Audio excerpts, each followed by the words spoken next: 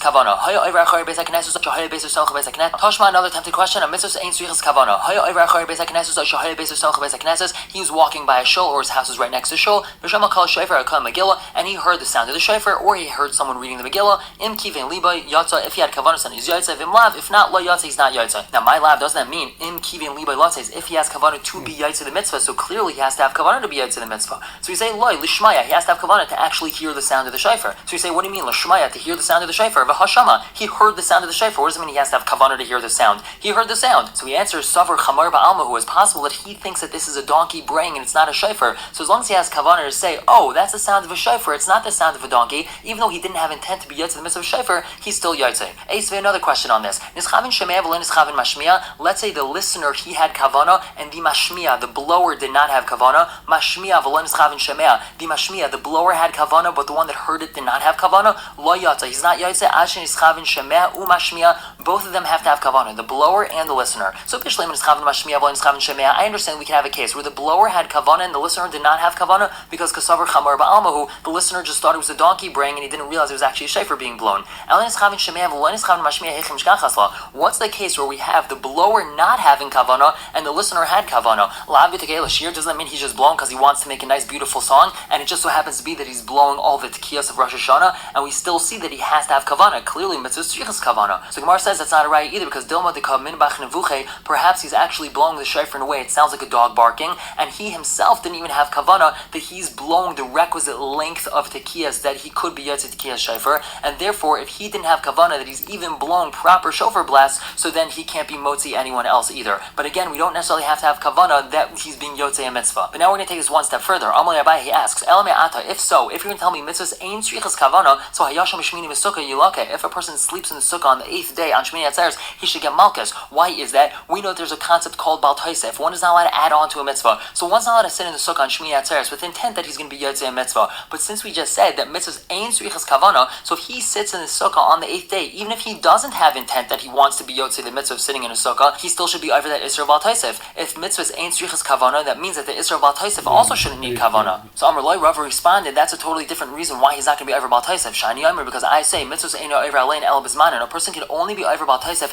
if that's the proper time for the mitzvah. And since he's sitting in the sukkah on the 8th day, which is already after sukkahs, so he can't be over the isra bal taisef anyway. When would you be over bal taisef? Let's say on sukkahs itself, he takes 5 minim in his lulav. So then, even if he took it without having intent that he wants to be over bal taisef, so then Rava would say he's going to be over bal taisef even without kavana. But after sukkahs, there's no mitzvah to sit in a sukkah, so he can't be over bal taisef over in that case. But now Masar Shem Bar Abba, Shem Bar Abba asks him on that. How do we know the kohen? He goes to Duchen, he wants to give everyone brechos kaihanim. Shaloi Yomer, he's not allowed to tell himself,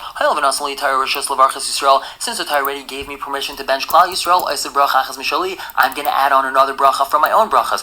For example, Hashem and he wants to add on that pasuk. How do we know he's not allowed to do that? Talmud says in the pasuk, you're not allowed to add on. That's Isra Bal Taisef. And Vahacha over here in this case says Rav Shimon Bar Abba, Kivin the Baruch, since he already blessed everyone, he already finished Birchos Kaihanim Avrlei Zmani. So now it's not the Zman for Birchos Kaihanim anymore because he finished Birchos Kaihanim. V'Gatani, nonetheless, the Brisa says the Avar that he is going to be over on Bal Taisef in that case. So you see clearly over here that even though the Zman already passed, the person still could be over Bal Taisef. So we answer no. Hachamaskina. What's that case talking about? But the Loisiyim, he actually didn't finish Birchos Kaihanim. All he did was say Yivrech Hashem Yishmerecha, and then he inserted his bracha, so he didn't finish. We ask that can't be because Vatanya, if the Brisa says very clearly, seeing that he did finish Birchos Kaihanim. So we say no, that means seeing bracha achas, he only finished one bracha, which is just like we answered, he was in between, let's say, the first and second part of Birchos Kaihanim. Once again, we ask Vatanya, we have a very clear Brisa that says, seeing Kol Birchaisov, that he finished all the brachas of Birchos Kaihanim. So now we have another answer. Shani Hacha, the case of Birchos Kaihanim is different. Kivin the Ilam Esramulate Tzibur Acharino.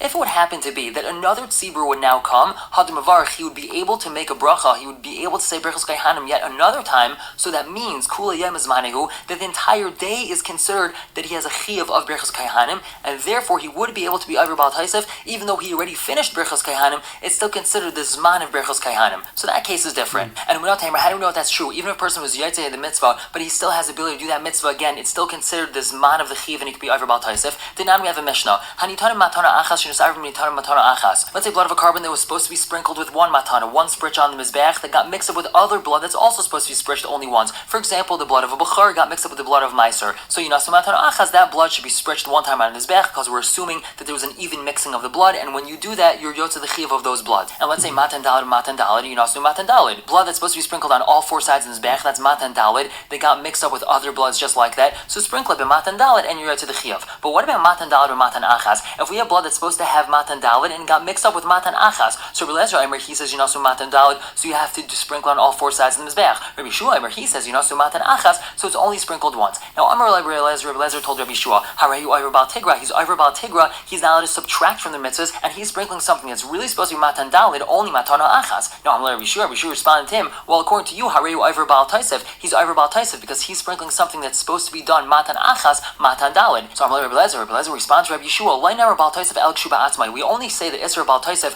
when that blood is by itself. If all we have is blood that's supposed to be matan achas, and you do matan dalid, so then you're going to be Iver Bal Taisef. But if it's mixed up with something that's supposed to be matan dalid, so then it's not Bal Taisef. Amar Rabbi Shua responded to him the same thing. Lainara Bal Tigra el kshuba atzmai. You only say the Isra Bal Tigra if it's by itself. If you have blood of matan dalid by itself and you do matana achas, so then there's an Isra Bal Tigra. But if it's mixed up with the blood which is matan achas, so then there's no Isra Bal Tigra. And v'ayram Rabbi Shua continued saying, Kesheloino sata, if you do not sprinkle this blood of Al Bal Tigra, so then you're Iver Bal Tigra. But at the end of the day, you didn't actually do an action with your hands. You just desisted and you didn't do anything. Bakshana sata, if you did sprinkle it matan dalid when really some of this blood was only supposed to be sprinkled matan achas, not only of Al Bal Taisef, where you Iver Bal Taisef, but also you also did an action with your hand, and it's not good to do that. But what do we learn from this whole discussion? In this case over here, since he already sprinkled some of this blood of the Bechar, so now this is not the Zman of the Bechar anymore, because he already did the mitzvah of sprinkling the blood of a Bechar. Vikatani, nonetheless, we see the Avar Mishal Bal Taisef, that he's Avar Mishal Bal Taisef. And why would he be Avar Bal Taisef if this is not the Zman of sprinkling the blood of a Bechar? Lav Mishum Damrin, isn't it because we say, if another carbon Bechar was brought to the Beis HaMikdash,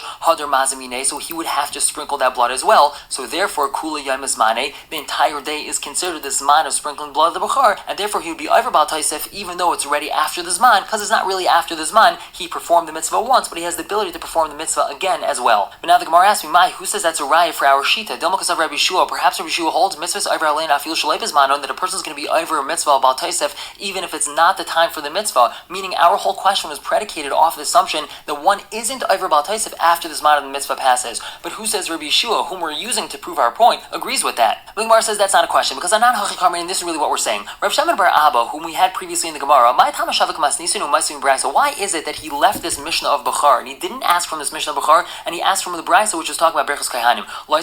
He should really ask from the Mishnah of Bechar, because it's always more powerful to ask a question from a Mishnah than from a Brisa. So the answer is because Masnisin my time why didn't he ask from the Mishnah?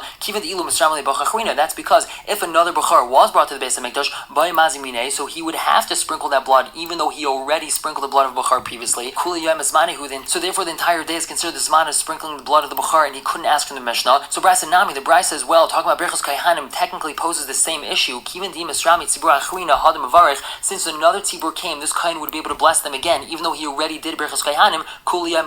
That means the entire day is considered the Zman, and the only reason why he asked from the Brisa and not from the Mishnah, even though there's technically the same issue that you can't ask for them, because Rav Shem bar Abba Hasam Leisagi Lo Yav, over there in the case of the Mishnah where we're talking about sprinkling the blood, it's an impossibility that the kain is not going to sprinkle the blood. If he's a kain in the Beis HaMikdash, he has to sprinkle blood that comes to him. So of course the entire day is considered the chiyuv. Hacha over here, the reason why he asked from the Brisa, not from the Mishnah, is ibai mivrach, ibai loy mivrach. If he wants, meaning if the kain wants to give a bracha again, he could. If he doesn't want to, he doesn't have to. So since it's optional, it's not necessarily considered like the entire day is the chiyuv. And that's the reason why Rav Shem bar Abba asked from the Brisa, not from the Mishnah. At any rate, we're coming out that we don't have a question on Rava. But now Rava continues, and he just clarifies his shita. Rav Amar, he says, Lotzeis loy by kavana. In order to be yaitz in the mitzvah, a person does not need kavana. As we said, mitzvahs ain't sheichas kavana, and therefore, as long as the person did the action, even though he didn't have kavana, he's yaitze. Lavar, however, in order to be over Bal Taisef by kavana, then he needs kavana. Ask the Gemara, what do you mean? V'amatan damul Rabbi Shua, the lavar v'loy by kavana. We had just said previously that Rabbi Shua would say that he's over on Bal Taisef, even though he didn't have kavana to be over Bal Taisef.